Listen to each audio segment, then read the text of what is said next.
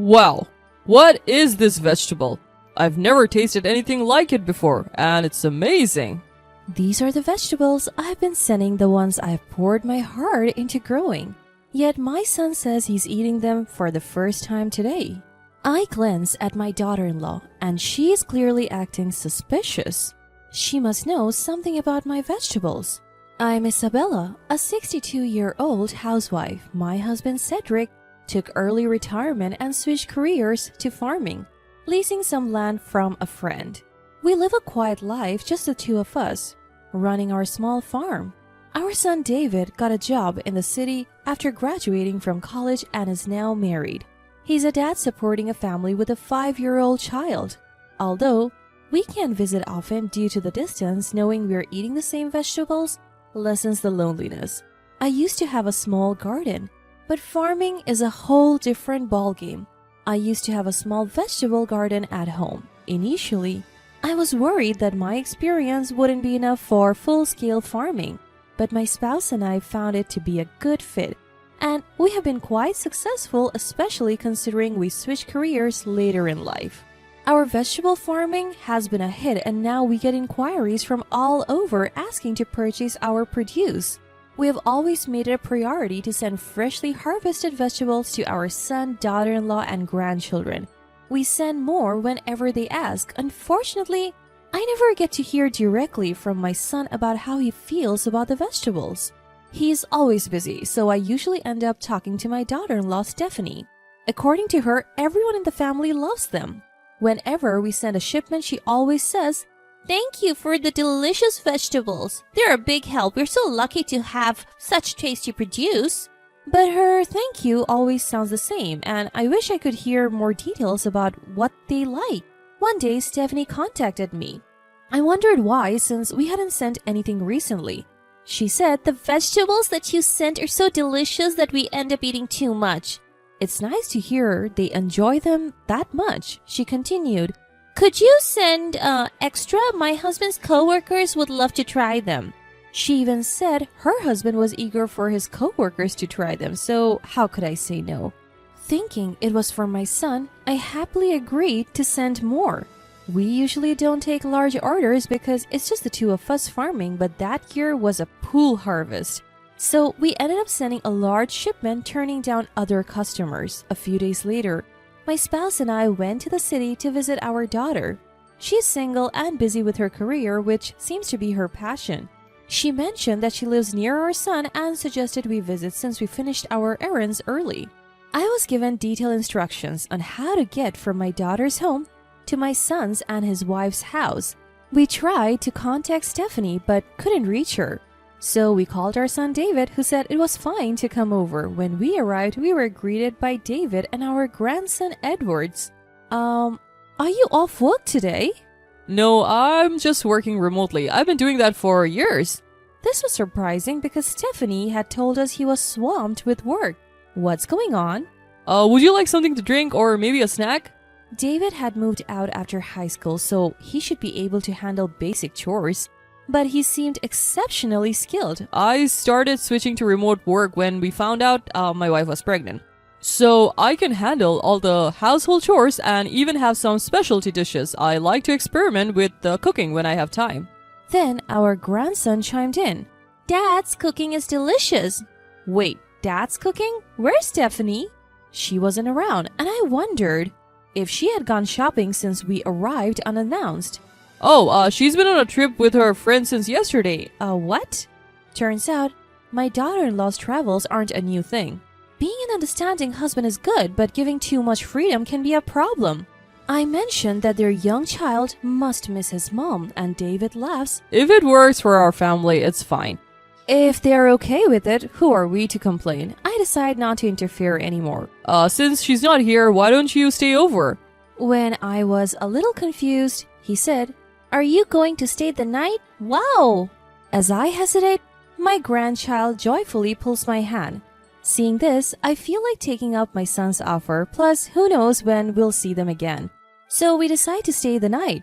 David's cooking is surprisingly elaborate and tasty. He even made it less salty considering our taste, but something feels off when I try the side dish. It's not the vegetables we sent. We sent a lot just a few days ago. Even if he shared some with his co-workers, there should be plenty left for the family. My grandson is 5 years old, too young to be able to eat his fill, so what does that mean? I ask, did the vegetables we sent not suffice? Vegetables? My wife usually buys them from the local supermarket. I didn't know you sent any. That's strange. You said you wanted to share them with your co-workers, right? No, I don't really talk to my co-workers much since I work remotely. Something's not adding up. I realized the vegetables we sent didn't go to his co-workers, so where did they go? Are we falling prey to the current trend of resale? I carefully ask David. I often talk to Stephanie on the phone. It's only when I send them vegetables, but I talk to her more than I do with my son. Really? She never mentioned that. But if you're working remotely, don't you notice her taking calls? Actually, she's often out. She calls from our mobile, not the landline, right? That reminds me of a recent conversation. I recall hearing background noise during our calls. You can always tell when a phone call is coming from outside the house. There's a certain background noise. Come to think of it, the last time we talked, well, it was a few months ago, I heard a train in the background. Our son's house isn't near a train station and there are no tracks nearby. I sense my son wants to say something, but he's hesitant because his child is around. My husband picks up on it and says, Let's go play outside after we eat. Taking the grandchild away from the table. My son exhales lightly and starts. So, the truth is, he had said before that his wife's free-spirited behavior was what made their home life work, but that was a lie. Ever since he shifted mostly to remote work, she's been spending more nights out. At first, he didn't question her trips with friends until he ran into one of those supposed friends downtown. He recognized her from the photos he had been shown as proof of their trips together. So David is sure he's not mistaken. He didn't confront her then, thinking plans could change, but when she came home, she told tales of a fun trip with the friend he had just seen. He's starting to suspect she's not with a friend, but with another man. In other words, he suspects his wife is cheating. It was a shocking confession. We decide to delay our return home to wait for our daughter-in-law who's coming back tomorrow. Stephanie comes home clearly in high spirits. She had a great trip, it seems, but when she sees us sitting in the living room, she's visibly startled. What? Isabella? Cedric? Why are you here? She was clearly upset. David quickly says, would you join us for dinner tonight? As if it's a given. Of course! She agrees, but her behavior is suspicious. She's probably gone from cloud 9 to rock bottom. Still, the dinner menu that came out was decent, and I could see that it wasn't just buying deli food and plating it up. The dinner she serves is elaborate, not just takeout arranged on plates. She's probably overcompensating for something. Mom's cooking is so fancy today. Kids are honest. Stephanie hesitates, then says to her child, it's because Isabella and Cedric are here. Well, then you should stay forever. We see the color drain from her face. Don't be selfish, they have their own lives, she scolds, but when my husband jokes, maybe we'll stay another night. Our grandchild is thrilled and Stephanie turns pale. It's clear she wants us gone. But we pretend not to notice. Maybe she thinks we're just clueless old folks. We notice the side dish is full of vegetables, the color, the texture, the flavor that deepens as you chew. It's undoubtedly the produce we grew ourselves. Yesterday it was different vegetables, but today is the ones we sent. She must have been hiding them, sharing them only with herself, but it's too much for one person to eat. And where could she hide that much in this house? Between our son's story and these vegetables, something is definitely off. Our son and grandchild taste the side dish and both exclaim, this is delicious! Only Stephanie, our daughter-in-law, seemed momentarily flustered. She kept her eyes down and focused on eating another side dish. It's as if she's saying, don't bring up the vegetables. When we finish eating and prepare to leave, she looks visibly relieved. We offer to stay the night, citing our son's late work hours, but we decide to leave, concerned about the produce. We need to investigate this as soon as possible in place of our son. The next day, we hire a private investigator to look into Stephanie's activities. The results come back sooner than expected. Just as our son suspected, Stephanie was having an affair with a married man. But it's not just any married man. He works for a company that's a rival to our son's employer. Not only was she having an affair, but she was also leaking information. In other words, confidential information our son was handling was being passed to the rival company. The vegetable we sent in large quantities were being distributed within her lover's company, claiming they were from her parents. What was sent to our son's home was given to her lover.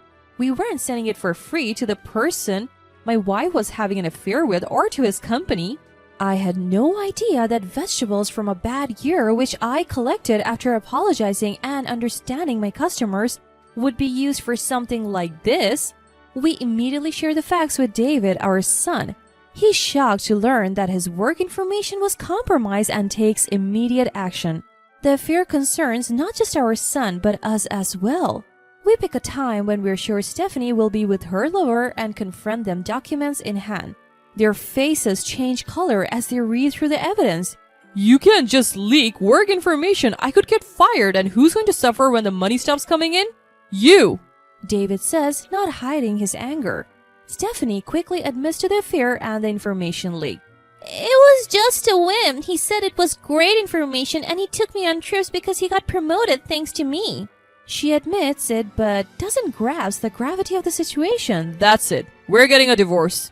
No, please, reconsider. I'll apologize. Until you forgive me, I'll be a good wife, a good mom. You want a man who's climbing the corporate ladder. Let him support you. That's not possible. Of course, it's not. The man is also married. Stephanie cries and apologizes to our son, but he firmly says that tears are not an apology. Furthermore, our son David will take custody of the child. He tells Stephanie that she can't see the child until they are an adult. He sets strict conditions, saying she shouldn't even contact them unless the child wants to see her after reaching adulthood. Stephanie protests. Wait, this child isn't just yours. I carried him. I love him. She seems to want to maintain some relationship with our son for the sake of the child. How can you say that? You claim to love the child, yet you have an affair? Didn't you think it would be cruel for the child to be raised by a mother who cheats?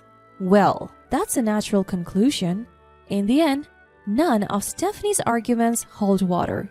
We also demand compensation from her for the vegetables I sent to my son's family and for the ones she distributed to her lover's company. Naturally, this leads to her lover's wife finding out and Stephanie gets slapped with another demand for compensation.